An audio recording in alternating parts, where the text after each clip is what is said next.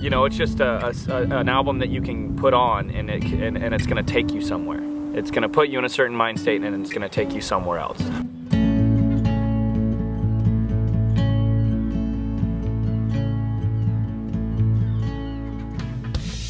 You know, we've been through so much as this band, and finally found out who we are, and I feel like we're in a good spot. Like we've made it to this cabin by the sea.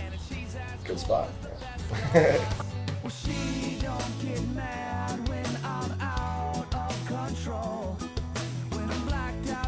This album was more of like we got a really dope team.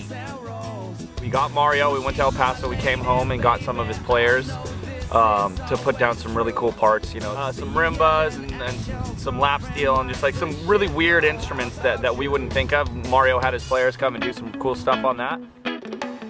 We pretty much wrote and produced with Louis a lot of the songs also. He's been writing with us since like day one. He's literally been writing with it. That was the first studio we went to after the Dirty Demo to start writing music. So he's kind of just a big, you know, he's kind of like the silent member in this band. So he really bumped these songs up and got them amazingly banging. And we went back after El Paso and tightened them up and added some parts. And then on a couple songs, we just kind of got to the roof of these songs and they were still feeling a little just unfinished. So we got Stan Frazier and Steve Fox from the last album just to come in as a cleanup crew. Like they didn't come in and, you know, start from scratch and produce these songs. Like they came in, took what we had, and they just did what we needed them to do as producers, like those guys are, and just cleaned everything up on these songs that they worked on and cleaned it up and tightened it up and came up with ideas that we weren't really thinking of.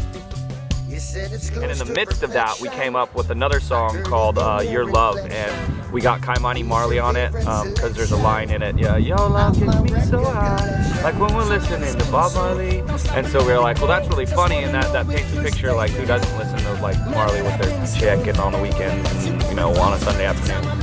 Hit up Kaimani to see if he would do it, and he dropped some vocals on it, and the song is insane. Insane. It's like one of my favorite songs. He sounds real good on it.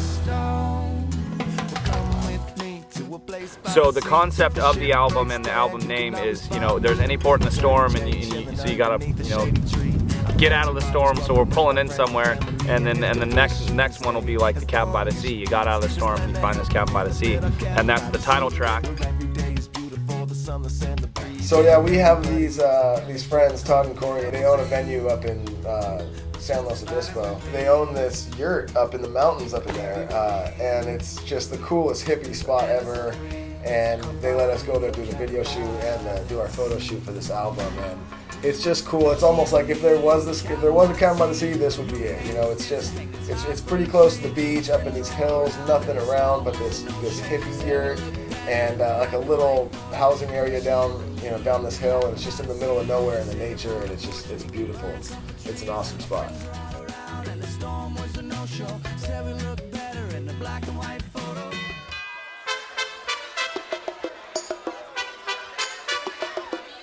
Yeah, our first performance, I remember it. It was in Huntington Beach at this little hole-in-the-wall bar, and we played acoustically, me and Jared and John, and we sat on stools, and we just played shitty songs and rapped, and we just thought it was the coolest thing in the world. And it was, like, all of our friends were there, and our parents and everyone, and it was good. But from that show to now, it's just unbelievable, like to go from sitting on stools in a little shitty dive bar, playing to your friends, to now, to going like out of state, not even somewhere near your house, and it's a packed house, thousands of kids singing every word. It's a pretty crazy feeling, It's a big change, and it's exciting for sure.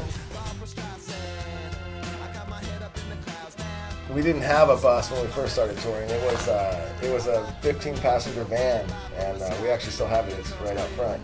And we had a couple times where we had about 10 people in there, so you're sitting, 3 to a bench, 2 people up front, and we would just take turns driving. And as crappy as some of the times were when you were in there, like, hadn't slept in a week, no one has showered because you're not getting hotel rooms because you're making $50 a show, just enough to get gas, and you got 10 stinky, tired dudes in there, driving through the mountains in a blizzard at 3 in the morning to make your show the next day where there's like 3 people at it, not even caring about what you're playing.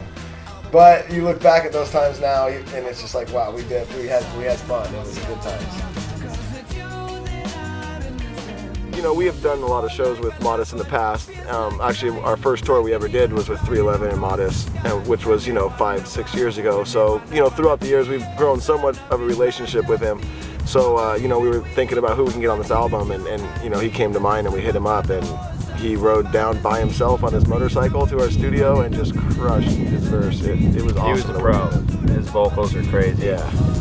He's an awesome dude. It was awesome to work with him, and we're going to be going on tour with him this summer too. Yeah, tour came out of that. So we'll be able to play the song live and have him out there, which is awesome. I was at my buddy's house, my friend Danny's house, and he's friends with Dell, and we were looking for a rapper, and we couldn't really decide on who we wanted or who would fit this really kind of weird, like grimy track that we have called Smoke Rings. And he's like, yo, I'm homies with Dell. And I was like, oh my God. Dell's been one of my favorite rappers since 14 years old. I used to skate. When I skateboarded, I would listen to Dell religiously. And then Gorillaz came out and crushed it on that. So as soon as he said Dell, that was it. So we called him, we emailed him, and within 2 days, he loved, he hit up the track. We had mutual friends through other people, and then he sent us the track. Rather than just like, let's write a bunch of rad songs, or let's try and make a bunch of hit songs, we tried to write an album.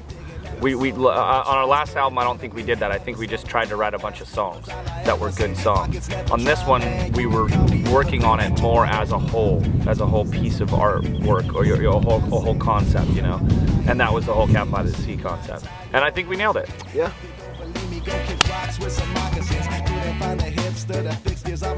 It feels so good that I feel like I can sit back and rocking chair. I don't have a rocking chair. Nope. Kind of. I can switch.